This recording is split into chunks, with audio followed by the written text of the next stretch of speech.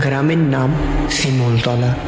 দিনে শান্ত, কিন্তু রাত নামলেই গ্রামটার নিঃশ্বাস যেন বদলে যায়। এই গ্রামে একটা নিয়ম আছে, রাত 12টার পর কেউ নাম ধরে ডাকলে কখনো উত্তর দেবে না। কেন কেউ ঠিক জানে না, শুধু এটুকু জানি, যারা উত্তর দিয়েছে তারা আর আগের মতো ছিল না।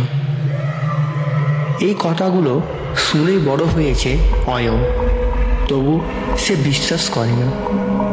শহর থেকে ছুটি কাটাতে গ্রামের বাড়িতে এসেছে সে। সেই রাতেই সব কিছু শুরু হয়। রাত প্রায় 12টা। অয়ন মোবাইল দেখছিল। হঠাৎ অয়ন, একটি স্পষ্ট ডাক। সে চমকে উঠল।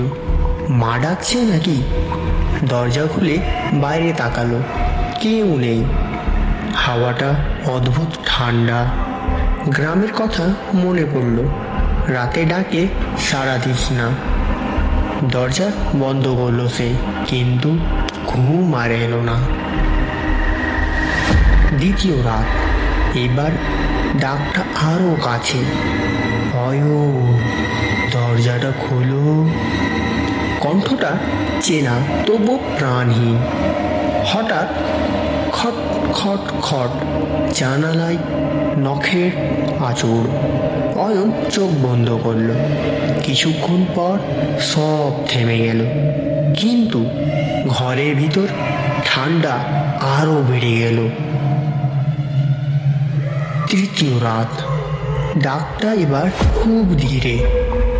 অয়ন, আমি বাইরে। এই কণ্ঠটা তার বাবার। অয়নের শ্বাস আটকে গেল। বাবা তো বহু বছর আগে মারা গিয়েছেন, তবু মনটা মানল না।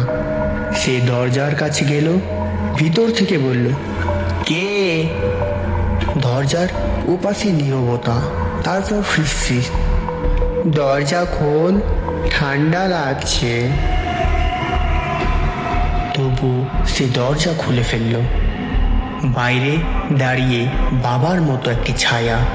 মুখ দেখা যায় না, কিন্তু পা দুটো মাটিতে নেই।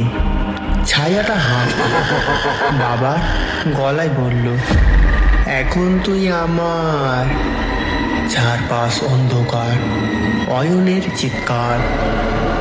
সকালে গ্রামবাসী অয়নকে অচেতন অবস্থায় পেল। চুল সাদা, চোখ ফাঁকা। সে শুধু একটাই কথা বলে, রাতে কেউ নাম ধরে ডাকলে উত্তর দিও না। আজও শিমুলতলায় রাত 12টার পর ডাক শোনা যায়, কিন্তু কেউ আর দরজা খোলে না।